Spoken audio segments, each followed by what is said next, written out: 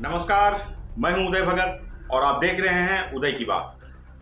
तो आज हम बात करेंगे सोनू सूद की, एक मसीहा। जी हां, कोरोना काल में उन्होंने करोड़ों खर्च किए। इस तरह प्रचार किया गया मानो 2 3 4 10 करोड़ उन्होंने खर्च कर दिए थे लोगों को उनके घर तक भेजने के लिए।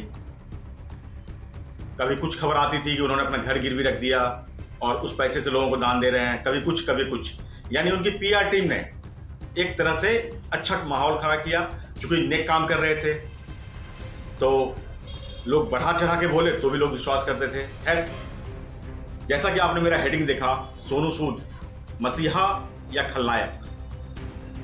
जी हां, पिछले कई साल से साउथ इंडस्ट्री में खलनायक की भूमिका निभा रहे सोनू सूद एकाएक चर्चा में आए कोरोना काल में, जब उन्होंने सोशल मीडिया के माध्यम से लोगों को उनके घर तक भेजना शुरू किया। कई बसें की, बांद्रा से कई ट्रेन उन्होंने चलवाए अपने खर्चे पे। फिर क्या हुआ, स्पाइस जेट ने उनको ब्रांड एम्बेसडर बना लिया और स्पाइस जेट के फ्लाइट पे उनका फोटो छप गया। एक तरह से पूरी तरह से उसको मीडिया ने और आम लोगों ने मसीहा बना के पेश किया। लेकिन उस मसीहा की पोल खुल गई जब इनकम टैक्स ने रेड मारा। अब इनकम टैक्स ने क्या क्या आरोप लगाए हैं, क्या क्या सबूत उनके पास है, ये हर जगह मिल जाएगा आपको। इनकम टैक्स के छापामारी में उनके घर में 1 करोड़ 80 लाख रुपए कैश मिले। नियमतः आप इतनी बड़ी राशि घर में रख नहीं सकते हैं। अगर आप फ्लाइट से जा रहे हैं तो आप 3 लाख से ज्यादा रुपए अपने पास रख नहीं सकते हैं।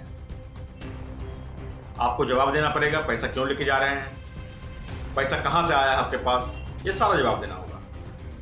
11 लॉकर उनके पास, सारे लॉकर इनकम टैक्स ने सीज कर लिए हैं। 28 जगह उनके फ्लैट हैं, ऑफिस हैं, सब पे कार्रवाई हुई है। जो खुल के आया है वो सबके सामने है।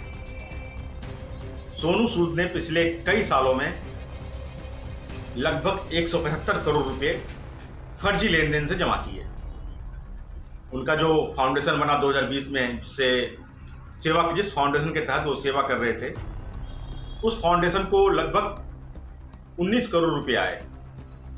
जी हाँ, 19 करोड़ रुपए दान के रूप में आए और इन्होंने 1 करोड़ 90 लाख रुपए से उन लोगों की मदद की जिसके कारण वो अचानक मसीहा बन गए। टोटल 17 करोड़ रुपए आज भी उनके इस अकाउंट में है। यानी इकट्ठा किए 20 करोड़, खर्च किए 2 करोड़। जी हाँ, इसके अलावा विदेश से उन्होंने क्राउड फंडिंग के नाम पे 2 करोड़ 10 लाख मंगवाया था। इकट्ठा हुआ इतना, वो भी अवैध तरीके से। इन्होंने कई ऐसे फर्जी बिल दिए हैं जो कंपनी है ही नहीं। यानी उनसे कैश लेकर इन्होंने चेक दिया। यानी अपने फाउंडेशन के पैसे को रोलिंग के लिए, उसको लीगलाइज करने के लिए उन्होंने फर्जीवाड़ा किया। शुरुआती तौर पे इनकम टैक्स मान रही है कि उन्होंने 20 करोड़ रुपए की टैक्स चोरी की है और अभी जांच चल ही रही है कि 20 करोड़ 200 करोड़ तक पहुंचने में कोई देर नहीं लगेगी, क्योंकि मामला गंभीर है। मसीहा बनने के बाद उनके पास पैसे की बौछार हो गई थी और मसीहा बनना भी उन्होंने एक सोची समझी साजिश के तहत किया। अपने गलत काम को, अपने टैक्स चोरी को लीगल करने के लिए, अपनी छवि सुधारने के लिए उन्होंने ये किया। तो क्या सचमुच मसीहा है वो? विजय माल्या हो गए, ललित मोदी हो गए, इन लोग बैंकक्रप्ट लोग हैं। 900 करोड़ 10 करोड़ का घपला किया है। क्या 900 10 करोड़ घपला करने वाला सोनू सूद की तरह 5 करोड़ खर्च कर दिया होता तो क्या वो मसीहा नहीं बनता? बिल्कुल बन जाता, क्योंकि यहां मोदी विरोध के नाम पर लोग किसी को अपना सरताज बना रहे हैं, गधे को भी बाप कह रहे हैं। सोनू सूद मसीहा बहुत अच्छा काम किया, सबने तारीफ किया, हम सबने तारीफ की, लेकिन नियत क्या थी, मकसद क्या था, यह जानना बहुत जरूरी है।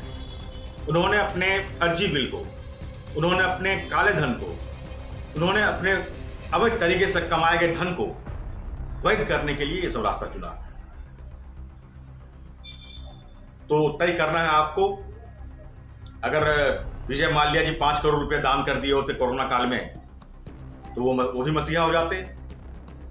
यानी विकास दुबे जो मारे गए एनकाउंटर में 2-4-5 करोड़ वो भी डोनेट कर दिए तो वो भी मसीहा हो जाते। क्या मसीहा बनना गलत काम करने का लाइसेंस है? बिल्कुल नहीं। हालांकि इन्होंने एक नई परिपाटी शुरू कर दी है, अगर आपको भी कोई घोटाला करने वाले हैं, घपला करने वाले हैं 2-4-500 करोड़ का, तो आप भी मसीहा बनकर 2-3 करोड़ खर्च कीजिए। 2-3 करोड़ में आप इतना हंगामा हो जाता है। मीडिया टीम आपको, मीडिया में सिर्फ 10 लाख खर्च कीजिए, बाकी 1.5 करोड़ खर्च कीजिए पब्लिक पे, सब होगा। तो तय करना है आपको, सोनू सूद मसीहा है या रियल खलनायक। धन्यवाद।